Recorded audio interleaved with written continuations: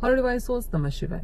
Part 3 में आज हम बात करेंगे कि क्या इष्ट देवता हमारी पूजा तभी स्वीकार करेंगे जब हमारे कुल देवता और पितृ देवता हमसे प्रसन्न होंगे।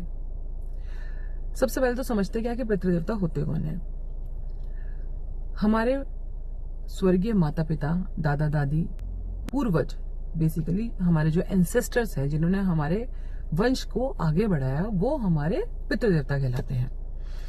अब कई जगह में मान्यता है कि पहले पितरों की पूजा करनी चाहिए, फिर इष्ट देवताओं को प्रसन्न करना चाहिए, उसके बाद ही जाके कहीं कुल देवता जो है वो हमारी पूजा को स्वीकार करेंगे। एक बहुत ही ज्यादा सिंपल से एग्जांपल से समझाती हूँ कि हमारे माता पिता ने हमें जन्म दिया, हमारे पूर्वजों ने हमारे वंश की रचना करी, हमारे वंश को आगे बढ़ाया, हमारे गुरु ने हमें ज्ञान दिया और हमारा मार्गदर्शन किया।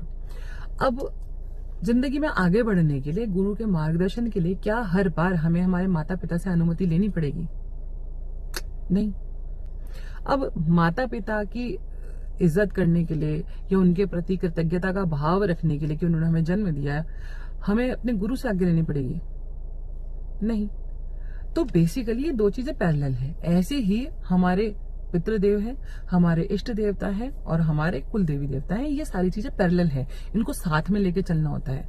तो जब भी श्राद्ध पक्ष होता है, जिसे पितृपक्ष कहते हैं, उस समय पे हम लोगों, जब भी वो समय आता है, अब जैसे आने वाला है, तो हम लोगों को अपने पितरों के प्रति जो है कृतज्ञता का भाव रखना है और श्राद्ध कर्म करना है, श्रद्धा से तर्पण करना है। कुल देवी देवताओं को प्रसन्न करने के लिए भी समय समय पे हम लोगों ने उनके मंदिर पे जाना है, उनके दर्शन करने हैं, उनके आशीर्वाद को लेना है। और इष्ट देवता हमें हमारे आध्यात्मिक उन्नति के लिए रोज डेली कम से कम 10 मिनट निकालकर किसी भी एक जो देवी देवता है जिनके साथ हमारा मन बैठता है, जिनसे हमारी एनर्जी मैच करती है, जिन्हें हम अपना इष्ट देवता मानते हैं, उनकी पूजा करनी है। अब ये तीनों की तीनों चीजें पैरेलल हैं, तो हम लोग ये तीनों चीजों को मिक्स ना करें। समय समय पे जब भी हमारे में घर में खुशी का माहौल होता है, किसी का जन्म होता है, किसी का विवाह होता है, तो ऐसे समय पे अपने पितरों का और इष्ट देवताओं का आशीर्वाद अवश्य लें।